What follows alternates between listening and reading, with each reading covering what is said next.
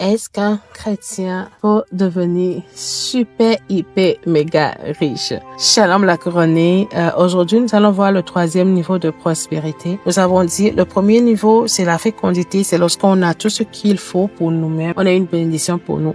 Le deuxième niveau, c'est la multiplication ou l'abondance. Lorsque nous avons de quoi manger et de nourrir quelqu'un d'autre ou d'aider quelqu'un d'autre. Et nous avons dit qu'il faut user de sagesse dans chaque aspect, sinon nous finirons par la disette. Donc nous sommes dans Genèse 1, le verset 8. C'est là que Dieu nous montre. Donc après, il a dit, soyez féconds, multipliez-vous, remplissez la terre et assujettissez. Et là, il faut l'assujettir et dominer. Donc le niveau 3, c'est la surabondance. Aujourd'hui, quand on voit un chrétien qui a un peu d'argent plus que de la normale, les gens se disent, oh, ce chrétien, sûrement qu'il est rentré dans des choses louches pour pouvoir faire de l'argent. Des fois, on voit aussi certains pasteurs qui ont des moyens et puis les gens commencent par critiquer. Ne pensez-vous pas que Dieu est capable? Celui qui a créé les cieux et la terre, celui qui a béni Salomon à un niveau où, jusqu'à aujourd'hui, on dit Salomon est l'homme le plus riche qui puisse exister sur cette terre. Ne pensez pas que Dieu peut donner une richesse extraordinaire. Même Jésus sur la terre, il a vécu la surabondance. Vous allez voir avec Jésus, il ne manquait de rien. Tout ce qu'il a besoin, ça,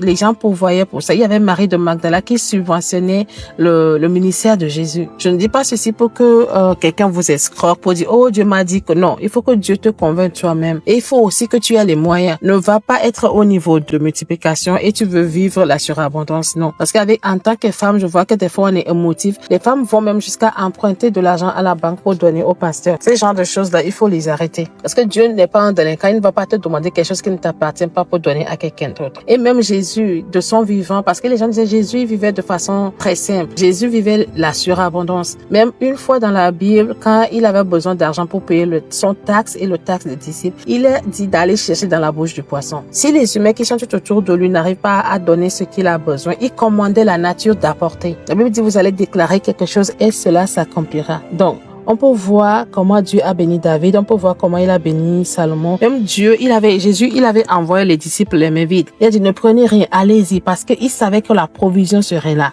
Il savait que la provision serait là. Donc, c'est à toi de voir où est-ce que je suis aujourd'hui. Est-ce que je suis au niveau 1, la fécondité? Si tu ne veux pas aller au deuxième niveau, Dieu ne va pas te forcer. Mais si il y a quelque chose dans ton cœur, tu sais que là où je suis, je ne dois pas être à cet endroit. Donc, c'est ça qui va t'amener au niveau de la multiplication, au niveau de l'abondance. Mais si tu arrives à ce niveau, toujours, pour certains, je sais, c'est pas pour tout le monde, mais pour certains, tu sais qu'il y a encore un niveau que tu dois aller. Je ne parle pas de quelqu'un qui est cupide, quelqu'un qui est avide, quelqu'un qui veut juste les choses terrestres ou les choses matérielles, mais quelqu'un qui veut, par exemple, aider les autres. Quelqu'un qui veut aider peut-être à créer une église ou à s'occuper des pasteurs qui souffrent ou à créer un hôpital ou un orphelinat et prendre ces personnes-là en charge. C'est des choses comme ça que Dieu met dans notre cœur. Ou des fois, les gens vont donner de l'argent pour faire des recherches sur certaines maladies et tout ça là.